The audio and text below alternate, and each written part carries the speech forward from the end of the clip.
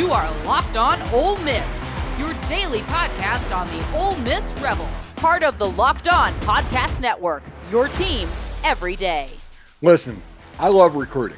I do. I spent several years at Rivals.com doing that. I kind of cut my teeth in this industry over there doing that. I love it. Whenever a kid commits, the first thing you want to do is look at the video of that player, see how they match up and all of that. We are about 2 months away from signing day, so much so Brian Smith, I'm going to talk to him on Wednesday. I think that show will air Saturday morning. I think I'll put that on Saturday morning as well. But we're going to talk some recruiting and the way it sits for Ole Miss. And Dorian Barney's a good player. He's from Carrollton, Georgia, which, if you don't know, that is the same high school that Caleb Odom went to. Carrollton's a little bit of a power in the state of Georgia. There's a lot of powers in the state of Georgia, if we're going to be honest. But this is a flip from Michigan, and Michigan's pretty good at recruiting defensive backs. They have a nice little history about the defensive backs. He's 6 foot 175. And if you want to look at his rankings, he's a 4-star consensus, 237 player in the country. He is a 3-star on Rivals. He's a 4-star, number 24 cornerback on 247. And the 4-star, number 15 quarterback and number 110 player overall, according to ESPN.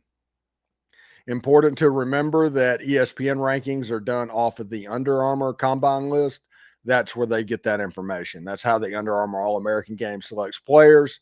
They're going off of that list. So Dorian Barney is a really good player. And the first thing you notice when you watch his highlights from time to time, he looks a little bit bored out there. He's one of those guys, he might be a little bit too good for this level. Now that's going to change, and he's going to have a rude awakening just a little bit down the road, right? Is somebody that is going to get good really quick, and he's going to have to adapt. But on the high school level, he is really good at keeping the other player from catching the ball, but he is from time to time a step late, a half a step late. That just comes honestly from boredom, because if you see him running around and the quick twitchiness of his athleticism out there, you can tell whenever he's locked in, he's a different animal than when he's not. Dorian Barney is a 4-star for a reason. He's an excellent player, and he's somebody that Pete Golding's going to take and put on the back end of the defense and has a chance to be pretty good. He reminds me a little bit of somebody that's on the roster right now, kind of looks like Chris Graves, who ended up about the same position graduating from high school. So I think Dorian Barney has a chance to be a really good player for Ole Miss moving forward. Again, he went to high school in Carrollton, Georgia, the same high school as Caleb Odom, and the quarterback that went to Colorado, I forgot his name, but he was part of that team at Carrollton as well. They have a indoor facility for their high school or something like that. Yeah, it's ridiculous how much money and how much is going into these high school programs in the state of Georgia. They're quickly trying to become what Texas is or what Texas was, but it's developing really quickly. Again, he's a cornerback that you see that, hard to catch the ball on him. He's really good at stopping if you look at his mid-year highlights from his senior year. The other team avoids him most of the time because if he's on, he's going to make you hurt, and he can make you hurt.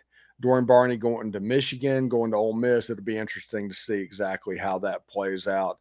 I do think it's so close to signing day, it is relevant that he is committed, and Ole Miss has several other players that they're looking to flip.